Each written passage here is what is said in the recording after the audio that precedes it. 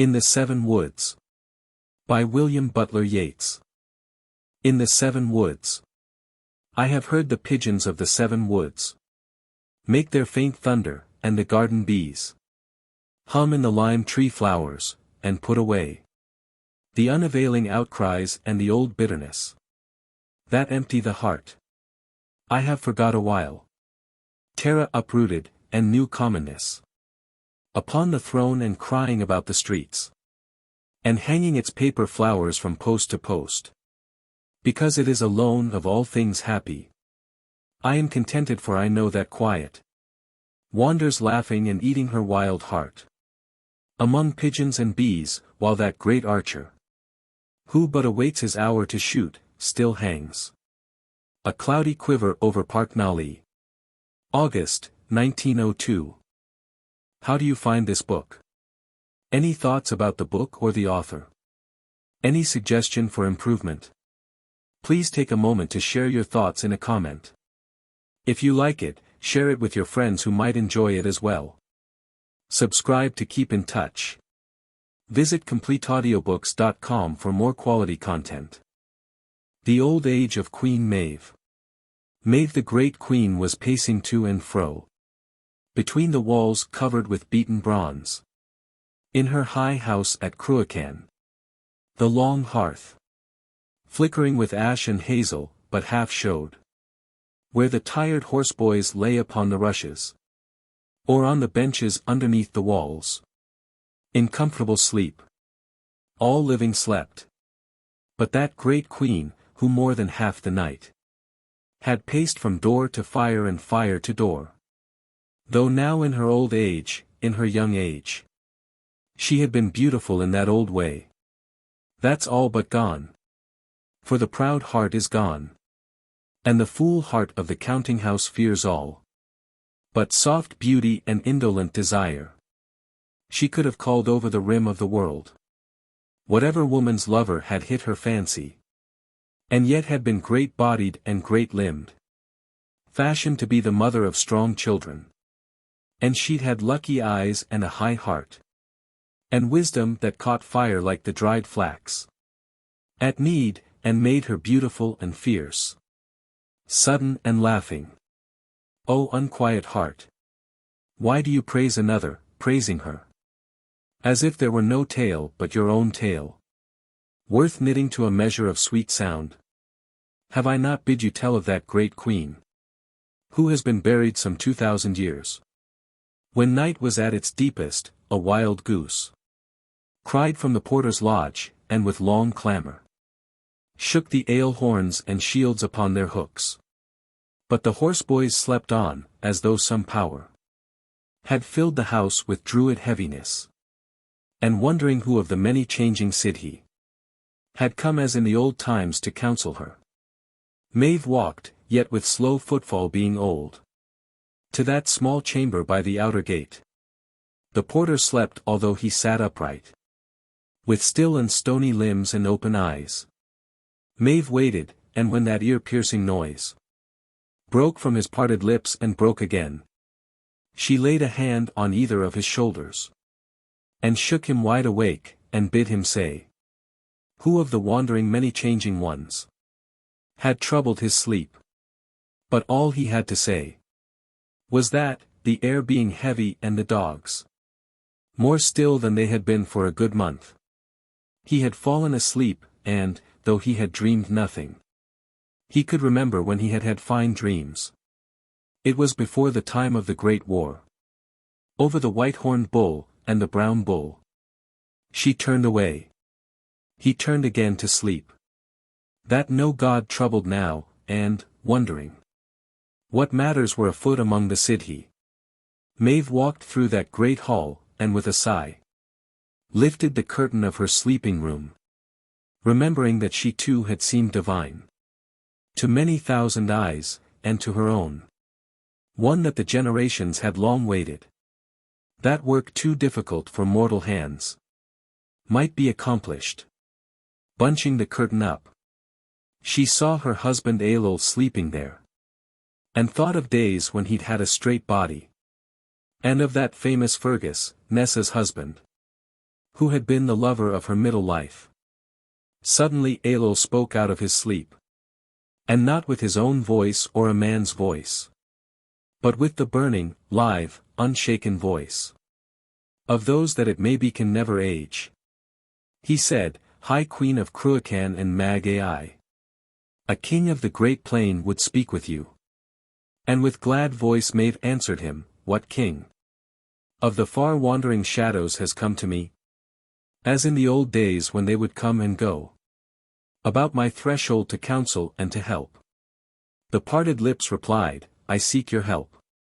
For I am Angus and I am crossed in love. How may a mortal whose life gutters out help them that wander with hand clasping hand by rivers where nor rain nor hail has dimmed their haughty images, that cannot fade, although their beauty's like a hollow dream? I come from the undimmed rivers to bid you call the children of the mains out of sleep, and set them digging into Ambul's hill. We shadows, while they uproot his earthy house, will overthrow his shadows and carry off Care, his blue-eyed daughter that I love. I helped your fathers when they built these walls, and I would have your help in my great need. Queen of High Cruachan, I obey your will with speedy feet and a most thankful heart. For you have been, O Angus of the birds, our giver of good counsel and good luck. And with a groan, as if the mortal breath could but awaken sadly upon lips that happier breath had moved, her husband turned face downward, tossing in a troubled sleep. But Maeve, and not with a slow feeble foot, came to the threshold of the painted house, where her grandchildren slept, and cried aloud, until the pillared dark began to stir with shouting and the clang of unhooked arms. She told them of the many changing ones, and all that night, and all through the next day. To middle night, they dug into the hill. At middle night great cats with silver claws, bodies of shadow and blind eyes like pearls, came up out of the hole, and red-eared hounds with long white bodies came out of the air suddenly, and ran at them and harried them. The Main's children dropped their spades, and stood with quaking joints and terror-stricken faces, till Maeve called out, These are but common men. The Main's children have not dropped their spades, because earth crazy for its broken power casts up a show and the winds answer it with holy shadows. Her high heart was glad, and when the uproar ran along the grass, she followed with light footfall in the midst, till it died out where an old thorn tree stood. Friend of these many years, you too had stood with equal courage in that whirling rout. For you, although you've not her wandering heart, have all that greatness, and not hers alone. For there is no high story about queens in any ancient book but tells of you. And when I've heard how they grew old and died, or fell into unhappiness, I've said, She will grow old and die, and she has wept. And when I'd write it out anew, the words, half crazy with the thought, she too has wept, outrun the measure, I'd tell of that great queen, who stood amid a silence by the thorn, until two lovers came out of the air, with bodies made out of soft fire. The one, about whose face birds wagged their fiery wings, said, Angus and his sweetheart give their thanks to Maeve and to Maeve's household, owing all, in owing them the bride bed that gives peace. Then Maeve, O Angus, master of all lovers, 1,000 years ago you held high talk with the first kings of many-pillared Cruachan. Oh, when will you grow weary? They had vanished. But out of the dark air over her head there came a murmur of soft words and meeting lips. Baile and Aillinn. Argument. Baile and Aillinn were lovers, but Angus, the master of love, wishing them to be happy in his own land among the dead, told to each a story of the other's death, so that their hearts were broken and they died. I hardly hear the curlew cry, nor the grey rush when wind is high. before my thoughts begin to run. On the heir of Ullad, Buin's son. Baile who had the honey mouth. And that mild woman of the south. Aillinn, who was King Lugaid's heir. Their love was never drowned in care of this or that thing, nor grew cold. Because their bodies had grown old. Being forbid to marry on earth. They blossomed to immortal mirth. About the time when Christ was born. When the long wars for the white horn. And the brown bull had not yet come. Young Baile Honeymouth, whom some called rather Baile Littleland, rode out of Emain with a band of harpers and young men. And they imagined, as they struck the way to many pastured Muirthem, that all things fell out happily. And there, for all that fools had said, Baile and Aillinn would be wed. They found an old man running there. He had ragged long grass-yellow hair. He had knees that stuck out of his hose. He had puddle water in his shoes. He had half a cloak to keep him dry. Although he had a squirrel's eye. O wandering birds and rushy beds! You put such folly in our heads. With all this crying in the wind, no common love is to our mind. And our poor Kate or Nan is less than any whose unhappiness awoke the harp strings long ago. Yet they that know all things but know that all life had to give us is a child's laughter, a woman's kiss. Who was it put so great a scorn? In the grey reeds that night and morn are trodden and broken by the herds, and in the light bodies of birds that north wind tumbles to and fro, and pinches among hull and snow. That runner said, I am from the south. I run to Baile Honeymouth to tell him how the girl Aillinn rode from the country of her kin. And old and young men rode with her. For all that country had been astir. If anybody half as fair had chosen a husband anywhere, but where it could see her every day, when they had ridden a little way, an old man caught the horse's head with, you must home again and wed with somebody in your own land. A young man cried and kissed her hand. O lady, wed with one of us. And when no face grew piteous for any gentle thing she spake, she fell and died of the heartbreak, because a lover's heart's worn out, being tumbled and blown about by its own blind imagining, and will believe that anything that is bad enough to be true, is true.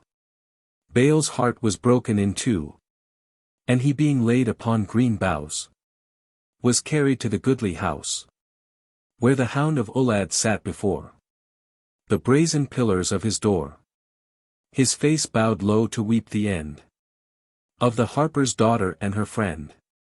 For although years had passed away, he always wept them on that day. For on that day they had been betrayed. And now that Honeymouth is laid under a cairn of sleepy stone, before his eyes, he has tears for none. Although he is carrying stone, but two, for whom the cairns but heaped anew, we hold because our memory is so full of that thing and of this, that out of sight is out of mind. But the grey rush under the wind, and the grey bird with crooked bill, have such long memories that they still remember Deirdre and her man. And when we walk with Kate or Nan about the windy water side, our heart can hear the voices chide. How could we be so soon content, who know the way that Nawaz went? And they have news of Deirdre's eyes, who being lovely was so wise. Ah, wise, my heart knows well how wise. Now had that old gaunt crafty one, gathering his cloak about him, run where Aillinn rode with waiting maids, who amid leafy lights and shades dreamed of the hands that would unlace their bodices in some dim place, When they had come to the marriage bed, and harpers pondering with bowed head, a music that had thought enough of the ebb of all things to make love grow gentle without sorrowings, and leather-coated men with slings, who peered about on every side, and amid leafy light he cried, "Aye, he is well out of wind and wave. They have heaped the stones above his grave, in Muirthem and over it, in changeless Ogham letters writ, Baile that was of Ruri's seed. But the gods long ago decreed, no waiting maid should ever spread Baile and Aillinn's marriage bed, for they should clip and clip again, where wild bees hive on the great plain. Therefore it is but little news that put this hurry in my shoes." And hurrying to the south he came, to that high hill the herdsmen name, the hill seat of Leighan, because some god or king had made the laws that held the land together there, in old times among the clouds of the air. That old man climbed. The day grew dim. 2 swans came flying up to him, linked by a gold chain each to each, and with low murmuring laughing speech, alighted on the windy grass. They knew him, his changed body was tall, proud and ruddy, and light wings were hovering over the harp strings that Etain, Midhere's wife, had wove in the hid place, being crazed by love. What shall I call them? Fish that swim, scale rubbing scale where light is dim, by a broad water-lily leaf, or mice in the one wheaten sheaf, forgotten at the threshing place, or birds lost in the one clear space of morning light in a dim sky, or it may be, the eyelids of one eye, or the door pillars of one house, or 2 sweet blossoming apple boughs that have one shadow on the ground, or the 2 strings that made one sound, where that wise harper's finger ran. For this young girl and this young man have happiness without an end, because they have made so good a friend. They know all wonders, for they pass the towery gates of Gorias, and Findrias and Phalias, and long-forgotten Murias, among the giant kings whose hoard, cauldron and spear and stone and sword, was robbed before earth gave the wheat. Wandering from broken street to street, they come where some huge watcher is, and tremble with their love and kiss. They know undying things, for they wander where earth withers away, though nothing troubles the great streams, but light from the pale stars, and gleams from the holy orchards where there is none but fruit that is of precious stone, or apples of the sun and moon.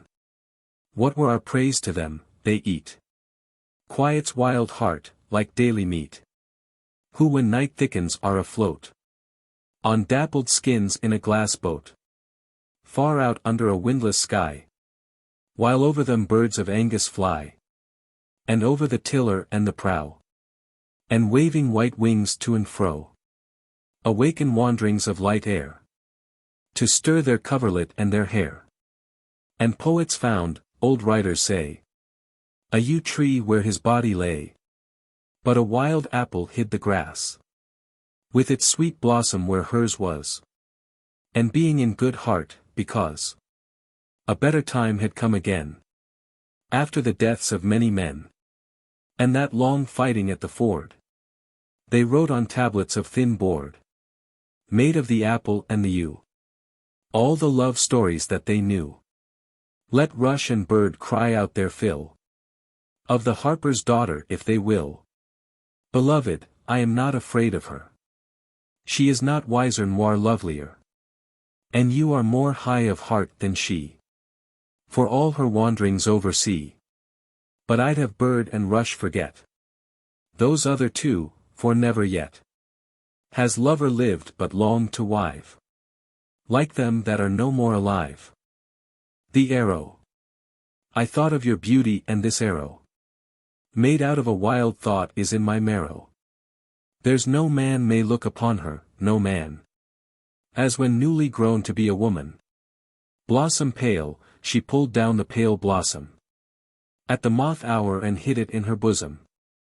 This beauty's kinder yet for a reason. I could weep that the old is out of season. The folly of being comforted. One that is ever kind said yesterday. Your well-beloved's hair has threads of grey. And little shadows come about her eyes. Time can but make it easier to be wise. Though now it's hard, till trouble is at an end. And so be patient, be wise and patient, friend. But heart, there is no comfort, not a grain. Time can but make her beauty over again. Because of that great nobleness of hers.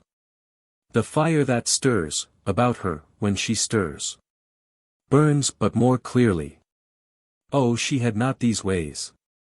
When all the wild summer was in her gaze. Oh heart, if she'd but turn her head. You'd know the folly of being comforted. The withering of the boughs. I cried when the moon was murmuring to the birds. Let peewit call and curlew cry where they will.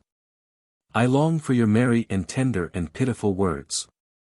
For the roads are unending and there is no place to my mind. The honey-pale moon lay low on the sleepy hill. And I fell asleep upon lonely edge of streams. No boughs have withered because of the wintry wind. The boughs have withered because I have told them my dreams. I know of the leafy paths that the witches take. Who come with their crowns of pearl and their spindles of wool. And their secret smile, out of the depths of the lake. And of apple islands where the Danaan kind. Wind and unwind their dances when the light grows cool. On the island lawns, their feet where the pale foam gleams. No boughs have withered because of the wintry wind. The boughs have withered because I have told them my dreams. I know of the sleepy country, where swans fly round. Coupled with golden chains and sing as they fly. A king and a queen are wandering there, and the sound has made them so happy and hopeless, so deaf and so blind. With wisdom they wander till all the years have gone by.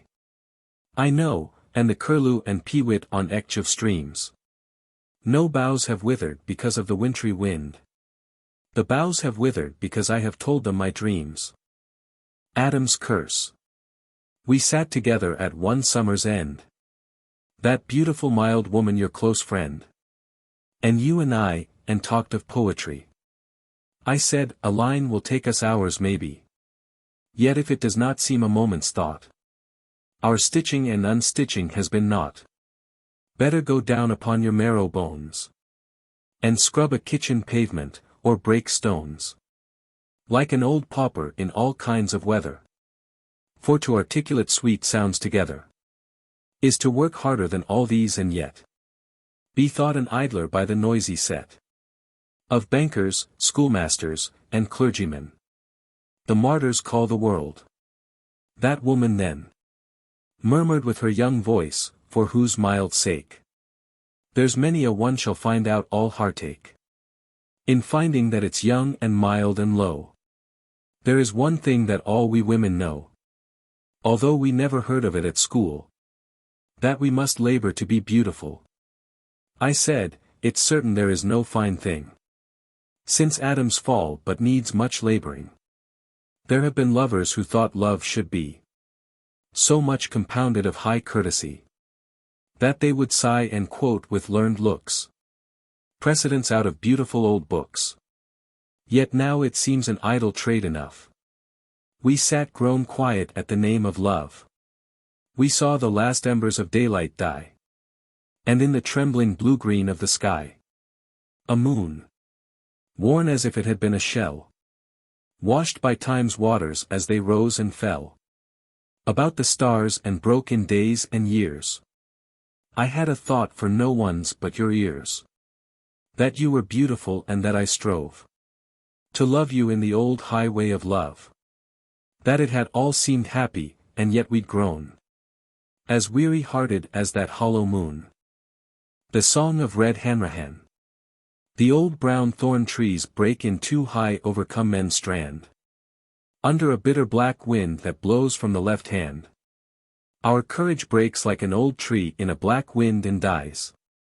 But we have hidden in our hearts the flame out of the eyes of Kathleen the daughter of Houlihan. The wind has bundled up the clouds high over Knocknarea, and thrown the thunder on the stones for all that Maeve can say. Angers that are like noisy clouds have set our hearts a-beat. But we have all bent low and kissed the quiet feet of Kathleen the daughter of Houlihan. The yellow pool has overflowed high up on Clothnabear. For the wet winds are blowing out of the clinging air. Like heavy flooded waters our bodies and our blood. But purer than a tall candle before the holy rood is Kathleen the daughter of Houlihan.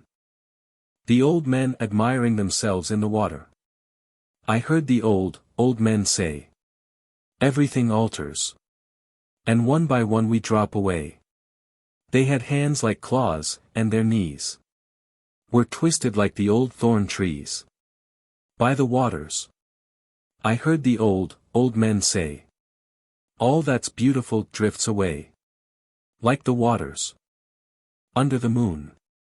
I have no happiness in dreaming of Bryceland, nor Avalon the grass-green hollow, nor Joyous Isle, where one found Lancelot crazed and hid him for a while, nor Olad when Nawaz had thrown a sail upon the wind, nor lands that seem too dim to be burdens on the heart.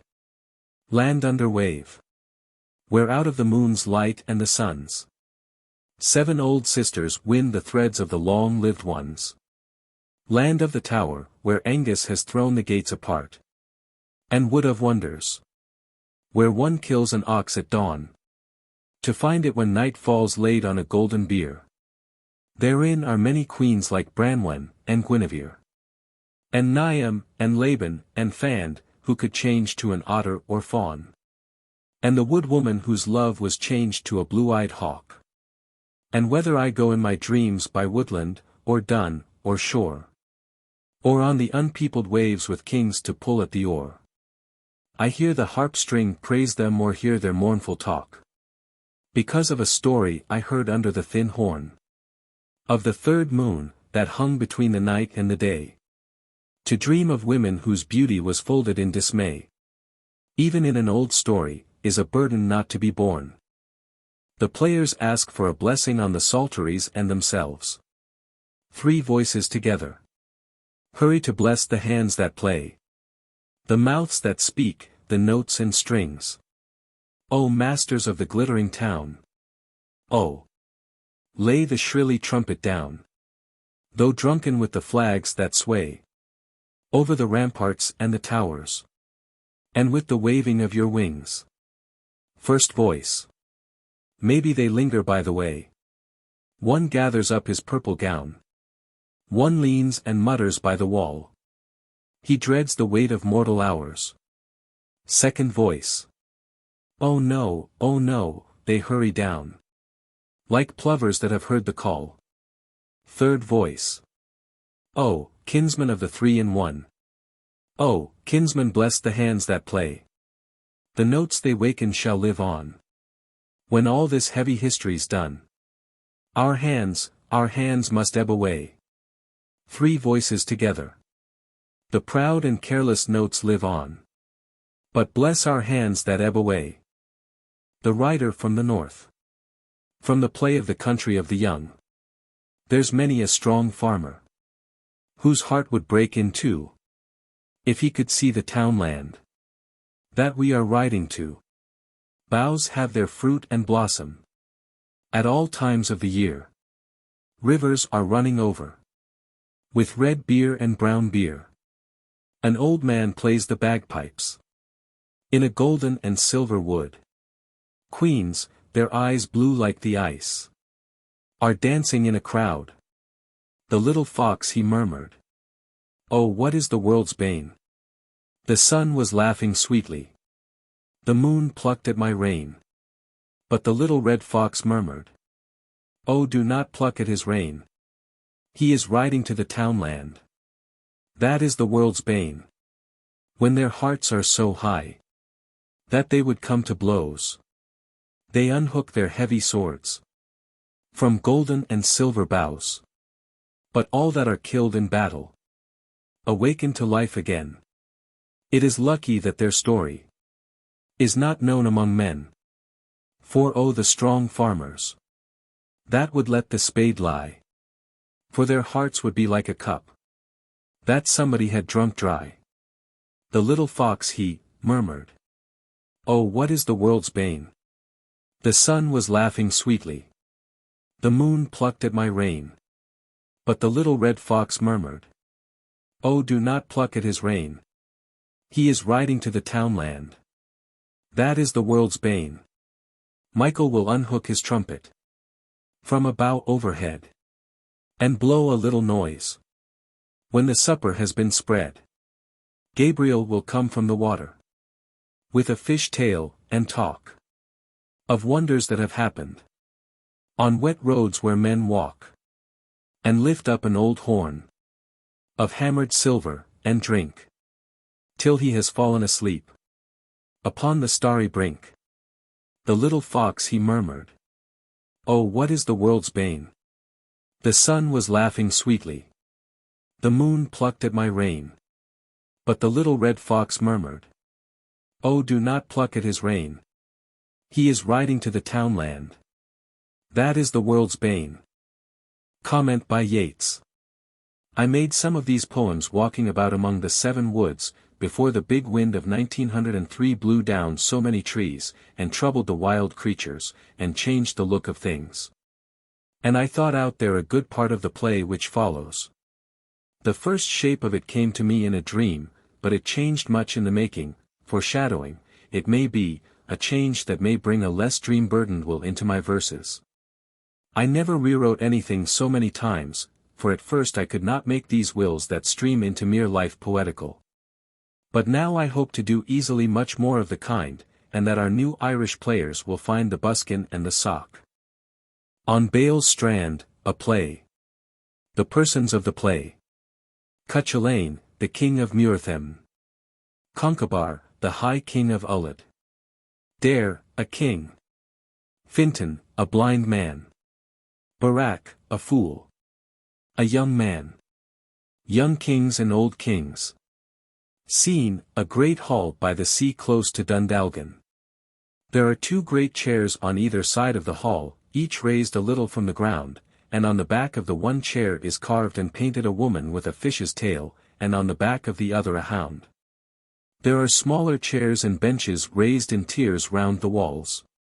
There is a great ale vat at one side near a small door, and a large door at the back through which one can see the sea. Barak, a tall thin man with long ragged hair, dressed in skins, comes in at the side door. He is leading Fintan, a fat blind man, who is somewhat older.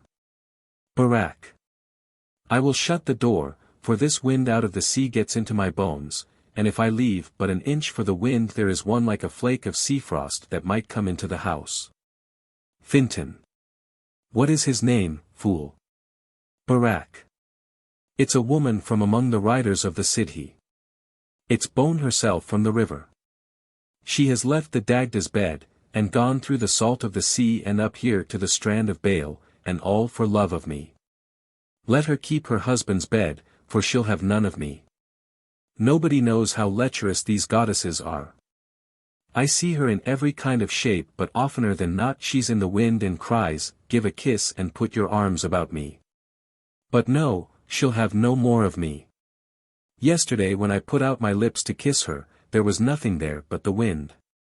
She's bad, Fintan. Oh, she's bad. I had better shut the big door too. He is going towards the big door but turns hearing Fintan's voice. Fintan. Who has been feeling about with his stick? What's this and this? Barak. They are chairs. Fintan. And this? Barak. Why, that's a bench. Fintan. And this? Barak. A big chair. Fintan. Feeling the back of the chair. There is a sea woman carved upon it. Barak. And there is another big chair on the other side of the hall. Fintan. Lead me to it. He mutters while the fool is leading him. That is what the High King Concobar has on his shield. The High King will be coming. They have brought out his chair. He begins feeling the back of the other chair. And there is a dog's head on this. They have brought out our master's chair. Now I know what the horseboys were talking about. We must not stay here. The kings are going to meet here. Now that Concobar and our master, that is his chief man, have put down all the enemies of Ullad, they are going to build up Emain again. They are going to talk over their plans for building it. Were you ever in Concobar's town before it was burnt?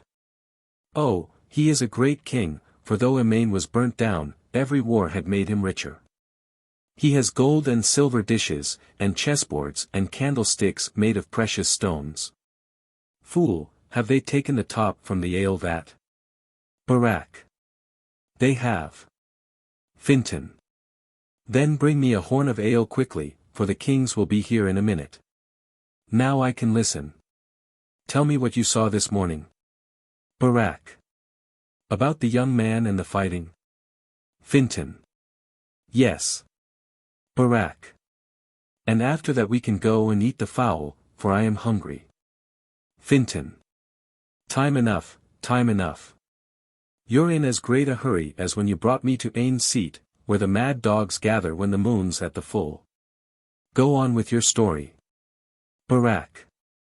I was creeping under a ditch, with the fowl in my leather bag, keeping to the shore where the farmer could not see me, when I came upon a ship drawn up upon the sands, a great red ship with a woman's head upon it. Fintan.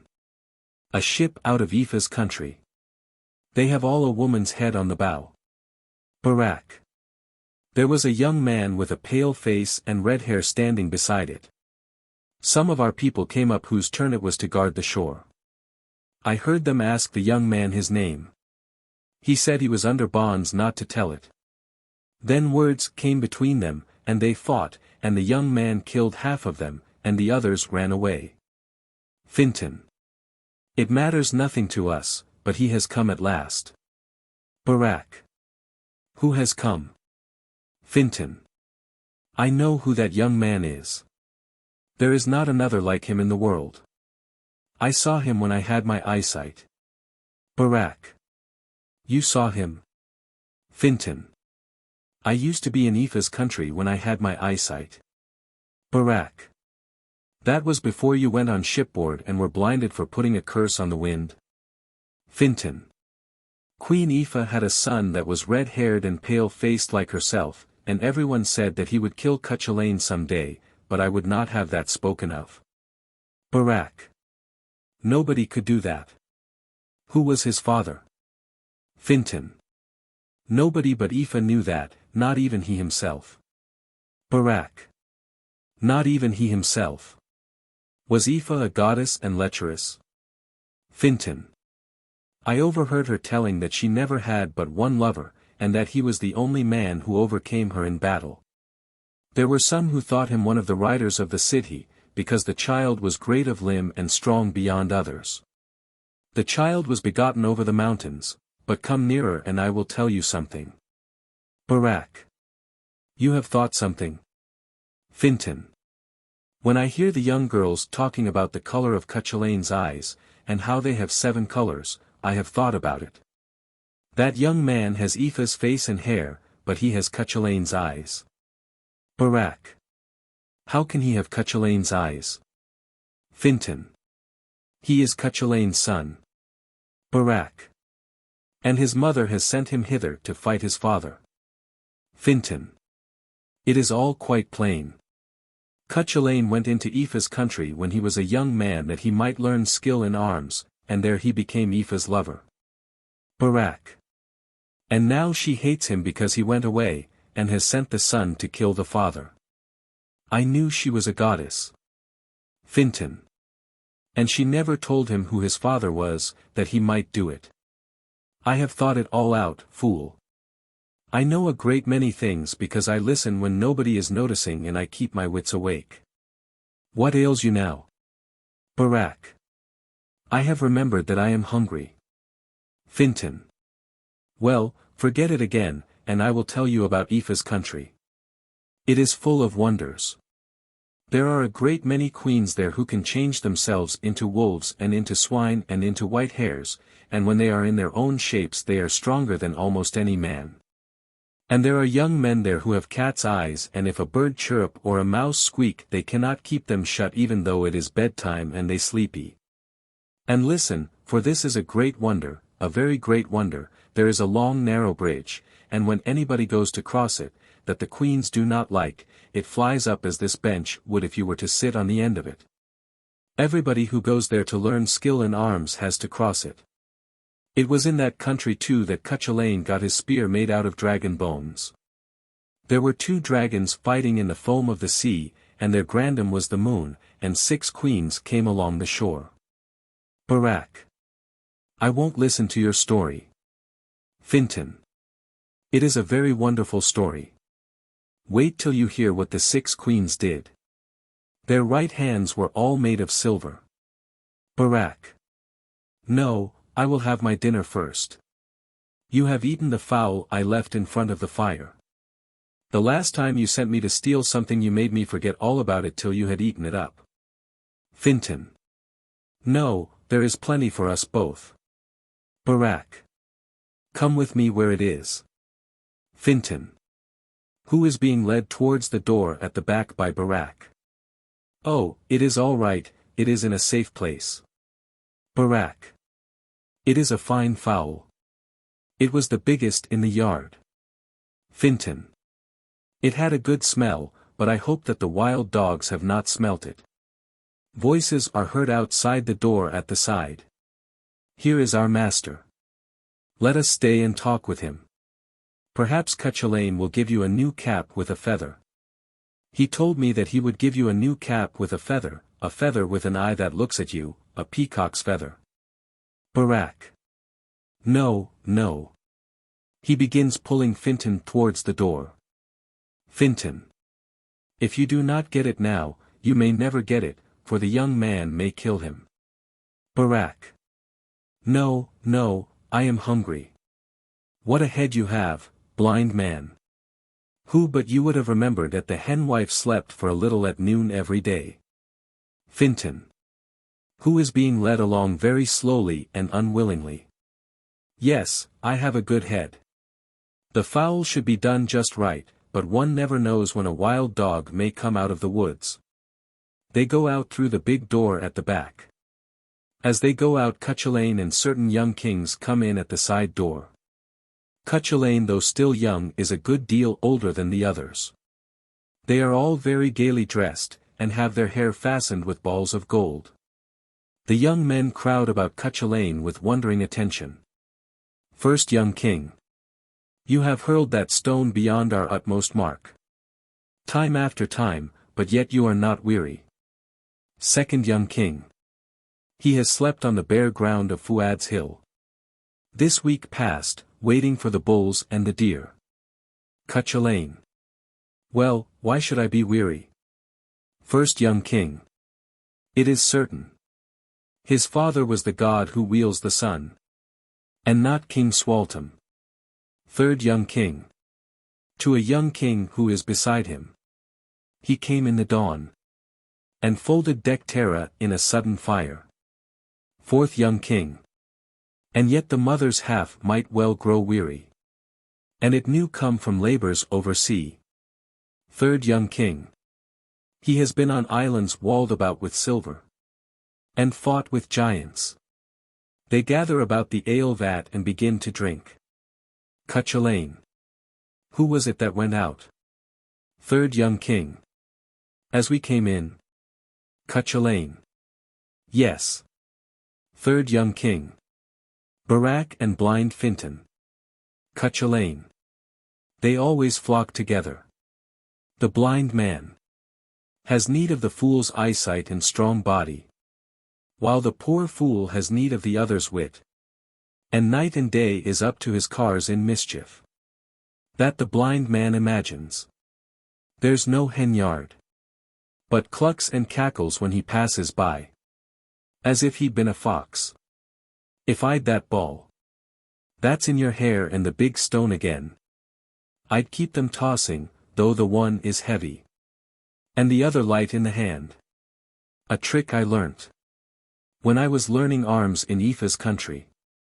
First young king. What kind of woman was that Aoife? Cuchulainn. Comely. First young king. But I have heard that she was never married. And yet that's natural, for I have never known a fighting woman, but made her favours cheap. Or mocked at love till she grew sandy dry. Cuchulainn. What manner of woman do you like the best? A gentle or a fierce? First young king. A gentle surely. Cuchulainn. I think that a fierce woman's better, a woman that breaks away when you have thought her won.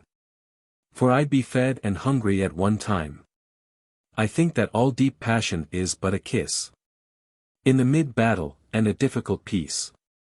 Twixt oil and water, candles and dark night. Hillside and hollow, the hot-footed sun. And the cold sliding slippery-footed moon. A brief forgiveness between opposites. That have been hatreds for 3 times the age of his long, stablished ground. Here's Concobar. So I'll be done, but keep beside me still. For while he talks of hammered bronze and asks, what wood is best for building, we can talk of a fierce woman. Concobar, a man much older than Cuchulainn, has come in through the great door at the back. He has many kings about him. One of these kings, Dare, a stout old man, is somewhat drunk. Concobar. To one of those about him. Has the ship gone yet? We have need of more bronze workers, and that ship I sent to Africa for gold is late. Cuchulainn. I knew their talk. Concobar.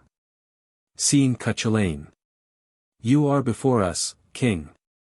Cuchulainn. So much the better, for I welcome you into my muirthem. Concobar. But who are these?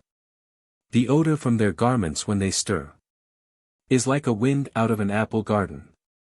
Cuchulainn. My swordsmen and harp players and fine dancers. My bosom friends. Concobar. I should have thought, Cuchulainn. My graver company would better match your greatness and your years, but I waste breath in harping on that tale. Cuchulainn. You do, great king. Because their youth is the kind wandering wave that carries me about the world, and if it sank, my sword would lose its lightness. Concobar. Yet, Cuchulainn. Emain should be the foremost town of the world. Cuchulainn. It is the foremost town. Concobar. No, no, it's not. Nothing but men can make towns great, and he, the one overtopping man that's in the world, keeps far away. Dare. He will not hear you, king. And we old men had best keep company with one another. I'll fill the horn for you. Concobar. I will not drink, old fool. You have drunk a horn at every door we came to. Dare. You'd better drink. For old men light upon their youth again. In the brown ale. When I have drunk enough, I am like Cuchulainn as one pea another. And live like a bird's flight from tree to tree. Concobar. We'll to our chairs, for we have much to talk of. And we have Ulled and Muirthem, and here is Conall Muirthem in the nick of time. He goes to the back of stage to welcome a company of kings who come in through the great door. The other kings gradually get into their places. Cuchulainn sits in his great chair with certain of the young men standing around him. Others of the young men, however, remain with Dare at the ale vat. Dare holds out the horn of ale to one or two of the older kings as they pass him going to their places. They pass him by, most of them silently refusing. Dare. Will you not drink? An old king. Not till the council's over. A young king. But I'll drink, Dare. Another young king. Fill me a horn too, dare. Another young king. If I'd drunk half that you have drunk today, I'd be upon all fours. Dare. That would be natural. When Mother Earth had given you this good milk from her great breasts. Cuchulainn. To one of the young kings beside him. One is content a while with a soft warm woman who folds up our lives in silky network.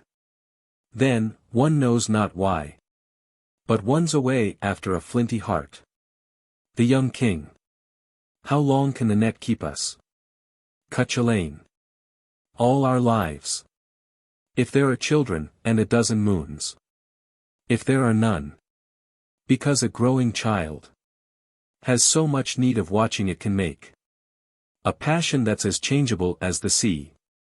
Change till it holds the wide earth to its heart. At least I have heard a father say it, but I, being childless, do not know it. Come nearer yet. Though he is ringing that old silver rod.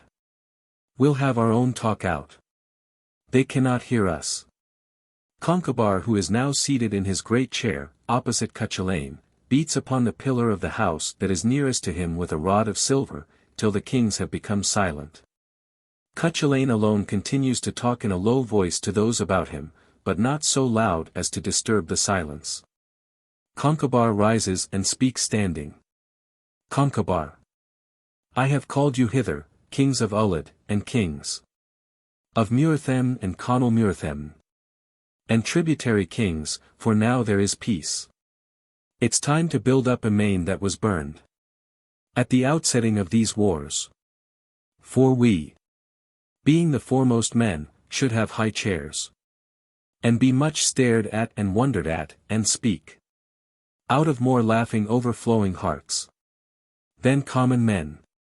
It is the art of kings to make what's noble nobler in men's eyes. By wide uplifted roofs, where beaten gold that's ruddy with desire, marries pale silver among the shadowing beams. And many a time I would have called you hither to this work.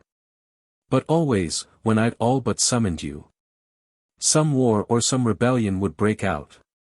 Dare. Where's Main Morgar and old Usnaka's children? And that high-headed even-walking queen? And many near as great that got their death because you hated peace. I can remember the people crying out when Deirdre passed.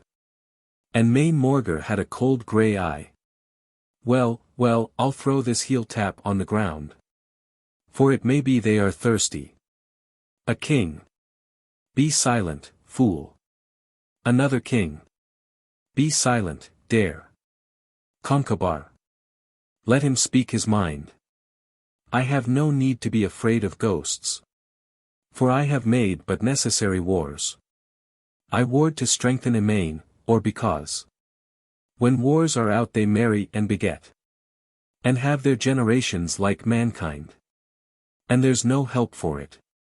But I'm well content that they have ended and left the town so great, that its mere name shall be in times to come like a great ale vat where the men of the world shall drink no common ale but the hard will, the unquenchable hope, the friendliness of the sword. He takes thin boards on which plans have been carved by those about him. Give me the building plans, and have you written that wee Cuchulainn is looking in his shield. It may be the pale riders of the wind. Throw pictures on it, or that Manannán, his father's friend and sometime fosterer, foreknower of all things, has cast a vision out of the cold dark of the rich sea, foretelling Emain's greatness. Cuchulainn. No, great king. I looked on this out of mere idleness, imagining a woman that I loved. The sound of a trumpet without. Concobar. Open the door, for that is a herald's trumpet. The great door at the back is flung open. A young man who is fully armed and carries a shield with a woman's head painted on it, stands upon the threshold. Behind him are trumpeters. He walks into the center of the hall, the trumpeting ceases. What is your message? Young man. I am of Aoife's army. First King. Queen Aoife and her army have fallen upon us. Second King. Out swords. Out swords. Third King. They are about the house. Fourth King. Rush out. Rush out. Before they have fired the thatch. Young man. Aoife is far away. I am alone. I have come alone in the midst of you. To weigh this sword against Cuchulain's sword. There is a murmur amongst the kings. Concobar. And are you noble? For if of common seed. You cannot weigh your sword against his sword. But in mixed battle. Young man. I am under bonds. To tell my name to no man, but it's noble. Concobar. But I would know your name and not your bonds. You cannot speak in the assembly house. If you are not noble. A king. Answer the high king. Young man. Drawing his sword. I will give no other proof than the hawk gives. That it's no sparrow. He is silent a moment then speaks to all. Yet look upon me, kings. I too am of that ancient seed and carry the signs about this body and in these bones. Cuchulain. To have shown the hawk's grey feather is enough. And you speak highly too. Cuchulain comes down from his great chair. He remains standing on the steps of the chair. The young kings gather about him and begin to arm him. Give me that helmet. I'd thought they had grown weary sending champions. That coat will do. I'd have forgotten, boy. How all those great kings came into the mousetrap. That had been baited with Maeve's pretty daughter. How Findabair, that blue-eyed Findabair. But the tale is worthy of a winter's night. That buckle should be tighter. Give me your shield. There is good level ground at Bale's yew tree. Some dozen yards from here, and it's but truth. That I am sad today and this fight welcome. He looks hard at the young man, and then steps down on to the floor of the assembly house. He grasps the young man by the shoulder. Hither into the light. Turning to one of the young kings. That's the very tint of her that I was speaking of but now. Not a pin's difference. To the young man. You are from the north. Where there are many that have that tint of hair. Red-brown, the light red-brown. Come nearer, boy. For I would have another look at you. There's more likeness, a stone-pale cheek. What brought you, boy? Have you no fear of death? Young man. Whether I live or die is in the gods' hands. Cuchulain. That is all words, a young man's talk. I am their plough, their harrow, their very strength. For he that's in the sun begot this body. Upon a mortal woman, and I have heard tell. It seemed as, if he had outrun the moon. That he must always follow through waste heaven. He loved so happily. He'll be but slow. To break a tree that was so sweetly planted. Let's see that arm, I'll see it if I like. That arm had a good father and a good mother. But it is not like this. Young man. You are mocking me. You think I am not worthy to be fought. But I'll not wrangle but with this talkative knife. Cuchulain. Put up your sword, I am not mocking you. I'd have you for my friend, but if it's not. Because you have a hot heart and a cold eye. I cannot tell the reason. You've got her fierceness. And nobody is as fierce as those pale women. To the young kings. We'll keep him here in Muirthemne a while. A young king. You are the leader of our pack and therefore. May cry what you will. Cuchulain.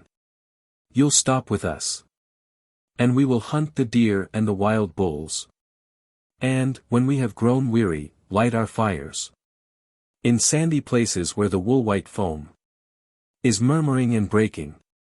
And it may be that long-haired women will come out of the dunes to dance in the yellow firelight. You hang your head, young man, as if it was not a good life. And yet what's better than to hurl the spear and hear the long-remembering harp, and dance? Friendship grows quicker in the murmuring dark. But I can see there's no more need for words. And that you'll be my friend now. First Old King. Concobar. Forbid their friendship, for it will get twisted to a reproach against us. Concobar. Until now, I'd never need to cry Cuchulainn on. And would not now. First Old King. They'll say his manhood's quenched. Cuchulainn. I'll give you gifts, but I'll have something too. An arm ring or the like, and if you will, we'll fight it out when you are older, boy. An old king. Aoife will make some story out of this. Cuchulainn. Well, well, what matter, I'll have that arm ring, boy. Young man. There is no man I'd sooner have my friend than you, whose name has gone about the world as if it had been the wind, but Aoife'd say I had turned coward. Cuchulainn. I'll give you gifts that Aoife'll know and all her people know to have been my gifts. Manannán, son of the sea, gave me this heavy purple cloak. 9 queens of the land under wave had woven it out of the fleeces of the sea. Oh! Tell her I was afraid, or tell her what you will. No. Tell her that I heard a raven croak on the north side of the house and was afraid. An old king. Some witch of the air has troubled Cuchulainn's mind. Cuchulainn. No witchcraft, his head is like a woman's head. I had a fancy for. Second Old King. A witch of the air can make a leaf confound us with memories. They have gone to school to learn the trick of it. Cuchulainn. But there's no trick in this. That arm ring, boy. Third Old King. He shall not go unfought, I'll fight with him. Fourth Old King. No. I will fight with him. First Old King. I claim the fight. For when we sent an army to her land. Second Old King. I claim the fight, for one of Aoife's galleys stole my great cauldron and a herd of pigs. Third Old King. No, no, I claim it, for at Lammas time. Cuchulainn. Back. Back. Put up your swords. Put up your swords. There's none alive that shall accept a challenge. I have refused. Laegaire, put up your sword. Young man. No, let them come, let any 3 together. If they've a mind to, I'll try it out with 4. Cuchulainn. That's spoken as I'd spoken it at your age. But you are in my house. Whatever man would fight with you shall fight it out with me. They're dumb. They're dumb. How many of you would meet, drawing his sword? This mutterer, this old whistler, this sandpiper. This edge that's grayer than the tide, this mouse that's gnawing at the timbers of the world. This boy. I would meet them all in arms. If I'd a son like you, he would avenge me. When I have withstood for the last time the men whose fathers, brothers, sons, and friends I have killed. Upholding Ullad, when the 4 provinces have gathered with the ravens over them. But I'd need no avenger. You and I would scatter them like water from a dish. Young man. We'll stand by one another from this out. Here is the ring. Cuchulainn. No, turn and turn about. But my turn is first, because I am the older. Cleodna embroidered these bird wings, but fanned. Made all these little golden eyes with the hairs that she had stolen out of Angus' beard. And therefore none that has this cloak about him is crossed in love. The heavy inlaid brooch That Buin hammered has a merit too. He begins spreading the cloak out on a bench, showing it to the young man. Suddenly Concobar beats with his silver rod on a pillar beside his chair. All turn towards him. Concobar. In a loud voice. No more of that, I will not have this friendship. Cuchulainn is my man and I forbid it. He shall not go unfought for I myself. Cuchulainn. Seizing Concobar. You shall not stir, High King, I'll hold you there. Concobar. Witchcraft has maddened you. The kings. Shouting. Yes, witchcraft, witchcraft. A king. You saw another's head upon his shoulders. All of a sudden, a woman's head, Cuchulainn. Then raised your hand against the king of Ullad. Cuchulainn. Letting Concobar go, and looking wildly about him. Yes, yes, all of a sudden, all of a sudden. Dare. Why, there's no witchcraft in it, I myself have made 100 of these sudden friendships. And fought it out next day. But that was folly. For now that I am old I know it is best to live in comfort. A king. Pull the fool away. Dare. I'll throw a heel tap to the one that dies. Concobar. Some witch is floating in the air above us. Cuchulainn. Yes, witchcraft, witchcraft and the power of witchcraft. To the young man. Why did you do it? Was it Calatin's daughters? Out, out, I say, for now it's sword on sword. Young man. But, I did not. Cuchulainn. Out, I say, out, out. Sword upon sword. He goes towards the door at back, followed by young man. He turns on the threshold and cries out, looking at the young man. That hair my hands were drowned in. He goes out, followed by young man. The other kings begin to follow them out. A king. I saw him fight with Ferdiad. Second king. Will be too late. There's such a long time getting through the door. Third king. Run quicker, quicker. Dare. I was at the smith's. When he that was the boy Setanta then. Sound of fighting outside. Third king. He will have killed him. They have begun the fight. They all go out, leaving the house silent and empty. There is a pause during which one hears the clashing of the swords. Barak and Fintan come in from side door. Barak is dragging Fintan. Barak. You have eaten it, you have eaten it, you have left me nothing but the bones. Fintan. Oh, that I should have to endure such a plague. Oh, I ache all over. Oh, I am pulled in pieces. This is the way you pay me all the good I have done you. Barak. You have eaten it, you have told me lies about a wild dog. Nobody has seen a wild dog about the place this 12-month. Lie there till the kings come. Oh, I will tell Concobar and Cuchulainn and all the kings about you. Fintan. What would have happened to you but for me, and you without your wits? If I did not take care of you, what would you do for food and warmth? Barak. You take care of me. You stay safe and send me into every kind of danger.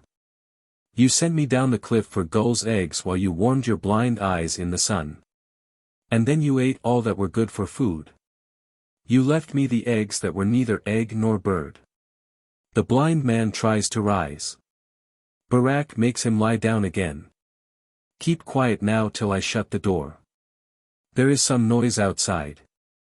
There are swords crossing, a high vexing noise so that I can't be listening to myself. He goes to the big door at the back and shuts it. Why can't they be quiet, why can't they be quiet? Ah, you would get away, would you? He follows the blind man who has been crawling along the wall and makes him lie down close to the king's chair. Lie there, lie there. No, you won't get away. Lie there till the kings come, I'll tell them all about you. I shall tell it all. How you sit warming yourself, when you have made me light a fire of sticks, while I sit blowing it with my mouth.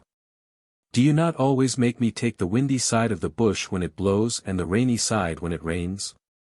Fintan. O good fool, listen to me. Think of the care I have taken of you. I have brought you to many a warm hearth, where there was a good welcome for you, but you would not stay there, you were always wandering about. Barak. The last time you brought me in, it was not I who wandered away, but you that got put out because you took the crubin out of the pot, when you thought nobody was looking. Keep quiet now, keep quiet till I shut the door. Here is Cuchulainn, now you will be beaten. I am going to tell him everything. Cuchulainn comes in and says to the fool, give me that horn. The fool gives him a horn which Cuchulainn fills with ale and drinks. Fintan. Do not listen to him, listen to me. Cuchulainn. What are you wrangling over? Barak. He is fat and good for nothing. He has left me the bones and the feathers. Cuchulainn. What feathers? Barak. I left him turning a fowl at the fire. He ate it all. He left me nothing but the bones and feathers. Fintan. Do not believe him. You do not know how vain this fool is. I gave him the feathers, because I thought he would like nothing so well. Barak is sitting on a bench playing with a heap of feathers which he has taken out of the breast of his coat. Barak. Singing, when you were an acorn on the tree top. Fintan. Where would he be but for me? I must be always thinking to get food for the two of us, and when we've got it, if the moon's at the full or the tide on the turn, he'll leave the rabbit in its snare till it is full of maggots. Or let the trout slip through his hands back into the water. Barak. Singing, when you were an acorn on the tree top. Then was I an eagle cock. Now that you are a withered old block. Still am I an eagle cock. Fintan. Listen to him now. That's the sort of talk I have to put up with day out day in. The fool is putting the feathers into his hair. Cuchulainn takes a handful of feathers out of the heap and out of the fool's hair and begins to wipe the blood from his sword with them. Barak. He has taken my feathers to wipe his sword. It is blood that he is wiping from his sword. Fintan. Whose blood? Whose blood? Cuchulainn. That young champion's. Fintan. He that came out of Aoife's country. Cuchulainn. The kings are standing round his body. Fintan. Did he fight long? Cuchulainn. He thought to have saved himself with witchcraft. Barak. That blind man there said he would kill you. He came from Aoife's country to kill you. That blind man said they had taught him every kind of weapon that he might do it. But I always knew that you would kill him. Cuchulainn. To the blind man. You knew him, then? Fintan. I saw him when I had my eyes, in Aoife's country. Cuchulainn. You were in Aoife's country? Fintan. I knew him and his mother there. Cuchulainn.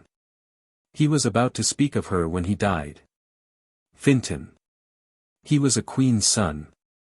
Cuchulainn. What queen, what queen? He seizes the blind man. Was it Scathach? There were many queens. All the rulers there were queens.